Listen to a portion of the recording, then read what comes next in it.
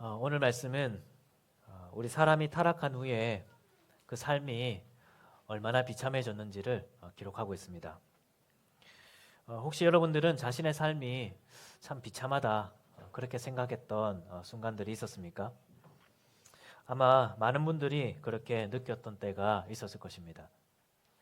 예를 들면 경제적으로 굉장히 어려웠을 때나 또 사람들에게 존중을 받지 못했을 때나 또 인생의 큰 실패를 경험했을 때 우리는 나의 인생이 참 비참하다 그렇게 생각하곤 했을 것입니다. 그런데 이런 비참함은 사실 그 자체로 비참한 것은 아니죠. 물론 힘든 일이지만 경제적으로 어려운 그 상황이 비참한 것도 아니고 또 우리가 실패를 했다는 그 자체가 비참한 것도 아닙니다. 그래서 실패를 했는 모든 사람들이 비참해지는 것도 아니고 경제적으로 어려운 모든 사람들이 비참해지는 것도 아닙니다. 여러분 진짜 비참함은 어떤 것일까요? 먼저 오늘 말씀 7절에 보면 사람이 타락한 후에 나타난 첫 번째 모습을 기록하고 있습니다. 그것이 뭐냐 하니까 아담과 하와가 자기들이 벗은 줄 알고 나뭇잎으로 자기들의 몸을 가렸다는 겁니다. 오늘날 우리는 옷을 입고 있는 것을 당연하게 생각하지만 하나님께서 처음 창조하신 모습은 옷을 입고 있었던 모습은 아니었습니다. 그런데 아담과 하와가 죄를 짓고 나서는 갑자기 옷을 벗고 있는 그 모습을 이상하게 생각하며 그 몸을 가리려고 하고 있다는 겁니다. 이것은 어떤 의미냐고 하니까 이 아담과 하와가 자신들의 모습을 부끄럽게 생각하게 되었다는 것을 말합니다. 우리가 창세기 2장 25절을 보면 사람이 타락하기 전에도 옷을 벗고 있었지만 그때는 부끄러워하지 아니하였다 그렇게 말씀하고 있습니다. 그런데 이제 타락한 후에는 그런 자신들의 모습을 부끄럽게 하게 되었다. 부끄럽게 여기게 되었다. 그렇게 말씀하는 겁니다. 여러분 여기에서 부끄러움이라는 단어는 우리가 흔히 부끄러워하다 할 때 샤이라는 단어를 쓰지 않습니까? 그런 의미가 아닙니다. 저는 부끄러운 사람입니다. 저는 수줍음이 많아요. 그런 의미가 아닙니다. 여기서 사용된 단어는 수치스럽게 여기다라는 단어입니다. 아담과 하와는 타락한 이후에 자신들의 모습을 수치스럽게 여겼습니다. 그래서 자기 자신을 남에게 감추어야 하는 대상으로 여긴 것이죠. 그래서 그들은 나뭇잎을 가져다가 자신들의 몸을 가리게 되었습니다. 여러분 이런 모습은 오늘날 우리에게도 나타나는 모습입니다. 우리도 때로는 자기 자신을 수치스럽게 여길 때가 있습니다. 어떨 때 그렇죠? 우선은 경제적으로 어려울 때 자신을 그렇게 생각하기도 합니다. 또 자신의 학벌을 그렇게 부끄럽게 생각하는 분들도 계실 겁니다. 어떤 사람들은 자신의 외모나 또 직장이나 자신이 타고 다니는 차나 자신이 살고 있는 집이나 그런 것들을 부끄럽게 여기기도 합니다. 그래서 우리는 어떻게 하죠? 우리도 오늘날 나뭇잎과 같은 것들을 가지고 자신의 부끄러움을 가리고 싶어 합니다. 특히 오늘날 이 한국 사회가 이런 것들을 얼마나 심하게 하는지 모릅니다. 오늘날 한국 사람들 자신의 이 모습을 가리고 싶어서 명품을 소비하고 성형수술을 하고 학벌을 위조하고 이런 여러 가지 것들을 통해서 자기 자신을 얼마나 포장하고 싶어 하는지 모릅니다. 오늘날 SNS도 한번 보십시오. 자신의 가장 아름답고 좋은 모습만을 선별합니다. 또 때로는 그 모습이 자기의 모습이 아님에도 불구하고 그것을 가져다가 자기를 포장하고 가리려고 하는 것을 볼 수 있습니다. 물론 저는 이런 행위 자체를 비참한 모습이라고 말하는 것은 아닙니다. 제가 말하고자 하는 것은 이런 행위 속에서 우리 스스로가 자기 자신을 부끄러움의 대상, 수치의 대상, 그래서 남에게 감추고 싶고 포장하고 싶은 그런 모습이 비참하다는 겁니다. 제가 얼마 전에 척하지 맙시다 그런 설교를 했지 않습니까? 그렇게 척하는 모습 속에서 우리는 어쩌면 나의 모습을 부끄럽게 생각하는지도 모르겠습니다. 그래서 척이라는 것을 통해서 나의 모습을 감추고 싶고 또 그러면서도 척했던 그 모습이 들킬까 봐 얼마나 애태우며 사는지도 모릅니다. 사랑하는 여러분, 이것이 정말 비참한 모습이지 않습니까? 우리가 돈이 없는 것보다 좋은 직장에 다니지 못하는 것보다, 또 사람들에게 인정을 받지 못하는 것보다 더 비참한 것은 우리 스스로가 나 자신에 대해서 그렇게 평가하는, 그것이 정말 비참한 것입니다. 특히나 우리는 오늘날 우리와 가장 가까운 사람들 앞에서도 그렇게 살아가죠. 마치 아담이 하와 앞에서, 하와가 아담 앞에서 자기를 가리고 싶어하는 것처럼 우리는 가족들 앞에서조차 나의 모습을 가리고 싶을 때가 많습니다. 여러분, 가족들에게 여러분들의 모습, 그 모습 그대로를 온전히 드러내며 살고 계십니까? 혹시 가족들 앞에서조차도 나의 이 부끄러움을 가리고 싶어서 여러 가지 것들을 통해 나의 모습을 포장하고 있지는 않습니까? 오늘 이 교회에 오면서는 어떻습니까? 우리는 혹시 각자만의 자기만의 가면을 쓰고 있지는 않습니까? 다른 사람이 나의 본 모습을 보면 어떻게 할까? 다른 사람이 나를 어떻게 생각할까? 거기에 대한 생각에 너무 매몰되어서 여러분들 스스로가 자기 자신에 대해서 부끄럽게 생각하고 수치스럽게 생각하며 살고 있지는 않습니까? 여러분, 이것이 우리가 정말 비참한 삶을 사는 것입니다. 다른 사람의 평가 때문에 내가 비참해지는 것이 아니고 내 스스로가 나 자신을 그렇게 평가하고 살기에 우리는 정말 비참한 삶을 살고 있는 것입니다. 사랑하는 여러분, 그런가 하면 우리의 이런 비참함은 이렇게 우리 자신의 모습을 바라보는 것에만 나타나는 것은 아닙니다. 우리가 11절 말씀 한번 볼까요? 11절은 이제 선악과를 먹고 난 이후에 하나님께서 아담에게 묻는 장면입니다. 그러면서 누가 너의 벗었음을 네게 알렸느냐라고 질문하죠. 이 말씀은 네가 어떻게 해서 너의 그 벗은 몸을 수치스럽게 여기게 되었냐, 그렇게 이해할 수 있을 것 같습니다. 그런데 12절을 볼까요? 아담이 어떻게 대답하냐 하니까 제가 이렇게 된 것은 하나님이 저에게 주신 저 여자 때문입니다. 그렇게 말을 합니다. 여러분, 선악과를 먹은 것은 누구입니까? 자기 자신입니다. 그런데 아담은 그 말은 제일 나중에 하죠. 히브리어에서도 제일 나중에 합니다.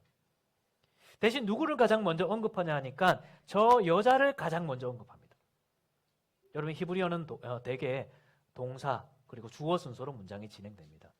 주어가 없는 경우가 대부분입니다. 왜냐하면 동사 속에 주어가 담겨져 있는 언어이기 때문입니다. 그런데 그러다가 뭔가를 강조하고 싶을 때 주어를 사용하면서 동사 앞에서 사용하는 경우가 있습니다. 지금 이 문장이 그런 문장입니다. 아담은 두 번이나 저 여자라는 표현을 쓰면서 두 번이나 동사 앞에 쓰면서 저 여자 때문이라는 점을 굉장히 강조하고 있습니다. 여러분, 이것이 우리 인생 속에 있는 또 다른 비참함입니다.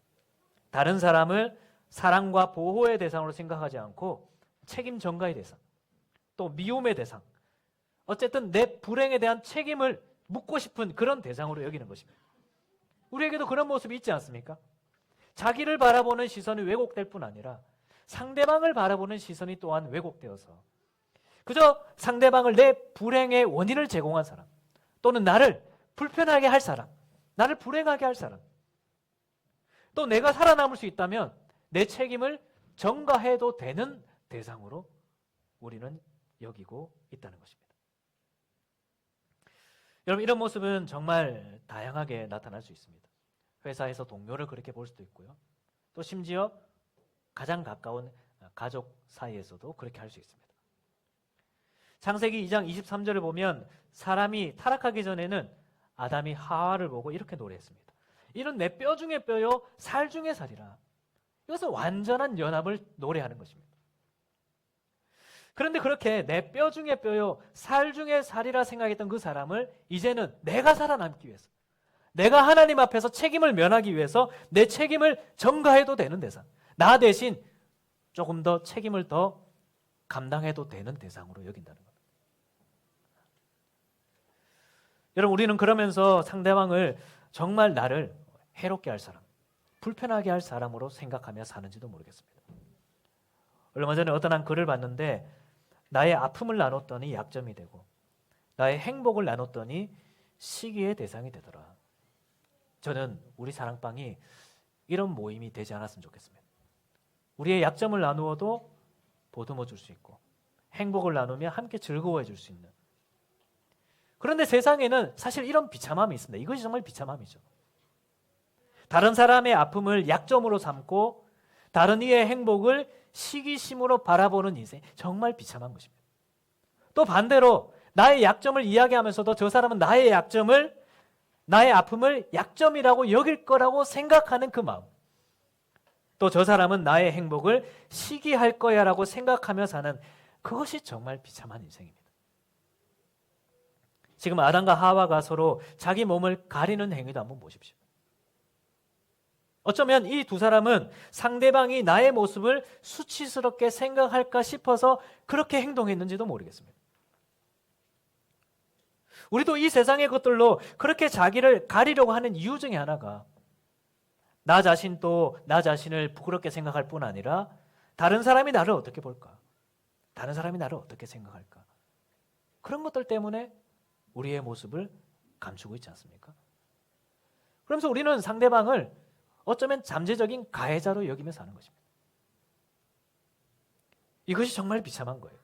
자기도 자기 자신을 사랑하지 못하고 남도 사랑하지 못하면서 상대방도 나를 사랑하지 않을 거라고 생각하면서 사는, 이것이 정말 비참한 인생입니다. 여러분, 이런 모습이 우리에게 또 어떻게 나타나는지 이번에는 16절을 한번 볼까요?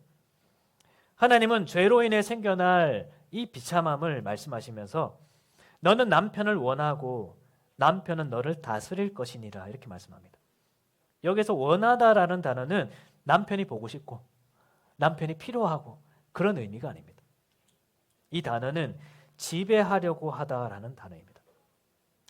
창세기 4장 7절에 보면 죄가 너를 원하나 너는 죄를 다스릴지니라 라고 할 때 죄가 너를 원한다, 그 단어가 아내가 남편을 원한다라고 하는 그 단어입니다.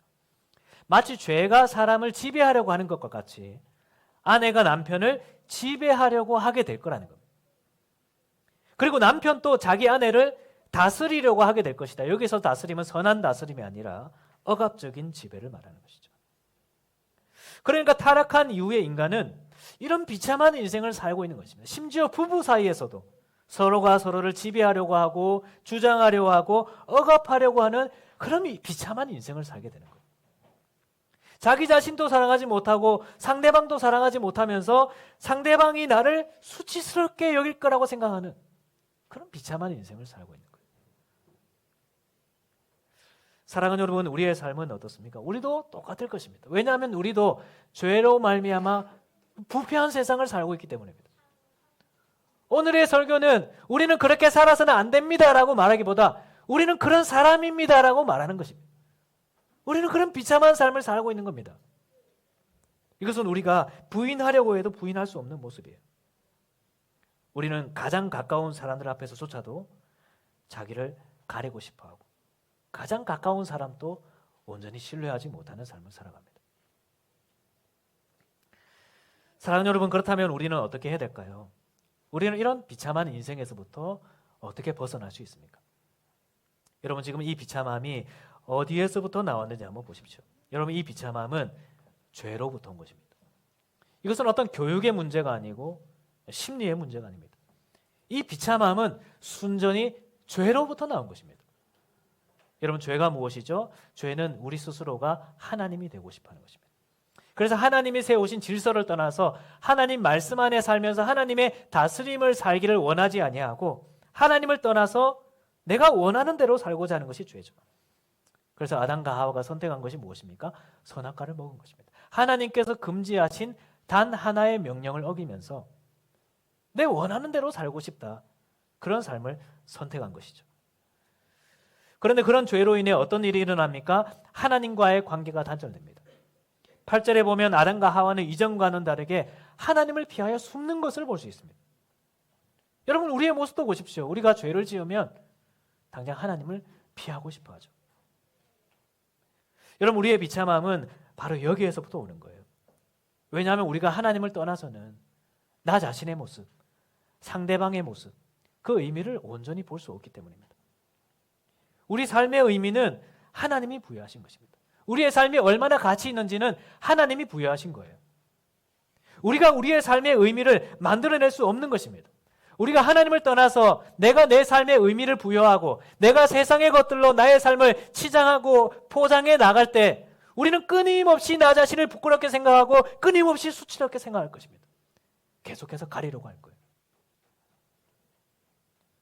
그래서 우리가 우리를 바라보고 타인을 바라보는 그 인식은 하나님을 떠나서는 온전해질 수 없는 것입니다. 여러분, 이것은 심리적인 문제도 아니고 인문학의 영역도 아닙니다. 우리는 그런 것들을 통해서 나 자신과 타인을 조금 더 건강하게 바라볼 수는 있겠지만 근본적인 문제는 해결할 수 없을 것입니다. 왜냐하면 이 문제는 우리와 하나님 사이의 관계를 단절시킨 죄로부터 온 것이기 때문입니다. 여러분, 이전에는 우리의 모든 것이 하나님과의 관계 속에 인식되었습니다. 나는 하나님이 창조하신 하나님의 피조물이야. 하나님의 형상이야. 타인을 볼 때도 하나님의 형상이다. 하나님의 사랑받는 자녀다. 이것이 원래 타락하기 전에 사람이 자신과 타인을 인식하는 인식이었습니다. 그런데 우리가 하나님을 떠나서는 그 모든 것을 하나님 기준으로 바라보는 것이 아니라 나 자신의 기준으로 바라보는 거예요. 내가 중심이 되고 내가 기준이 되어 사람을 보는 것입니다. 왜냐하면 내가 하나님 자리를 대체했기 때문입니다. 내가 하나님이 되었기 때문이에요. 그래서 내가 중심이 되니 내 존재의 가치를 어디에서 찾을 수 있겠습니까? 우리는 우리 스스로가 얼마나 불안한 존재인지 다 압니다. 그럼 불안한 눈으로 우리의 삶을 바라보니 우리는 계속 가릴 수밖에 없는 존재가 되는 거예요. 타인도 나를 위해 그냥 사용하고 싶은 그런 대상으로 여기는 것입니다. 여러분, 우리가 이런 비참함에서부터 벗어나려면 우리는 다시 하나님과의 관계를 회복해야 됩니다. 하나님과의 관계 속에서 나 자신을 바라보고 하나님과의 관계 속에서 상대방을 바라봐야 되는 거예요. 어떻게 가능할까요? 감사하게도 하나님은 우리를 이 비참함 가운데 내버려 두지 않으셨습니다. 창세기 3장 15절, 하나님은 우리를 구원하시려 구원자를 예비하셨습니다. 우리 예수님을 우리에게 보내주셨습니다. 하나님은 예수님을 통해 우리를 이 비참함에서부터 구원하셨습니다. 하나님은 예수님을 통해 우리를 어떻게 또 얼마나 사랑하는지를 보여주셨습니다. 하나님이 우리를 위해서 자기 아들 예수 그리스도를 보내주셨다면 하나님이 우리를 얼마나 가치 있게 여기신 것입니까? 하나님은 오늘날 우리를 그리스도 안에서 새로운 피조물이 되게 하셨습니다. 우리가 얼마나 사랑받는 하나님의 자녀인지를 십자가에서 보여주셨죠. 하나님은 그 십자가의 은혜로 우리의 모든 수치를, 우리 모든 죄의 허물을 다 가리워 주셨습니다. 세상의 그 어떤 것으로도 우리가 가릴 수 없는 우리의 수치스러움을 우리 하나님은 대신 가려주시는 분입니다. 여러분, 우리는 이런 복음 안에서 이제 나 자신을 바라봐야 됩니다. 우리는 그리스도 안에서 새로운 피조물입니다. 우리는 이 세상의 것들로 감추고 포장할 이유가 전혀 없는 존재입니다. 우리는 다른 사람의 시선과 또 세상의 가치관 때문에 나 자신을 비참하게 생각할 이유가 전혀 없는 사람들입니다. 우리는 그리스도 안에서 하나님의 사랑받는 자녀가 되었습니다. 하나님은 이 비참한 모습에서부터 우리를 구원하시려 자기 아들 예수 그리스도를 보내주시고 우리를 이 비참함에서부터 벗어날 수 있도록 해주셨습니다. 사랑하는 여러분, 우리가 이 복음 안에서 우리가 우리의 삶을 다시 바라볼 수 있게 되기를 주님의 이름으로 축원합니다. 우리 자신을 바라볼 때 복음을 통해 봅시다. 하나님의 관점에서 봅시다. 타인을 볼 때도 그렇습니다. 하나님께서 그리스도 안에서 우리를 어떻게 회복시켜 주셨는지, 하나님께서 그리스도 안에서 우리의 가정을 어떻게 하나 되게 하셨는지, 하나님께서 그리스도 안에서 이 교회를 어떻게 하나 되게 하셨는지, 그 복음 안에서 나 자신을 보고 상대방을 보면서 이 세상에서 다 자신이 기준이 되어 상대방도 사랑하지 못하고 자기도 사랑하지 못하고 그렇게 비참하게 살아가는 이 세상 속에서 우리는 나 자신도 사랑할 수 있고 상대방도 사랑할 수 있으며 또한 상대방도 나를 사랑한다라고 신뢰할 수 있는 그런 복음 안에서 살아가는 그런 우리 그리스도인들이 되기를 주님의 이름으로 축원합니다.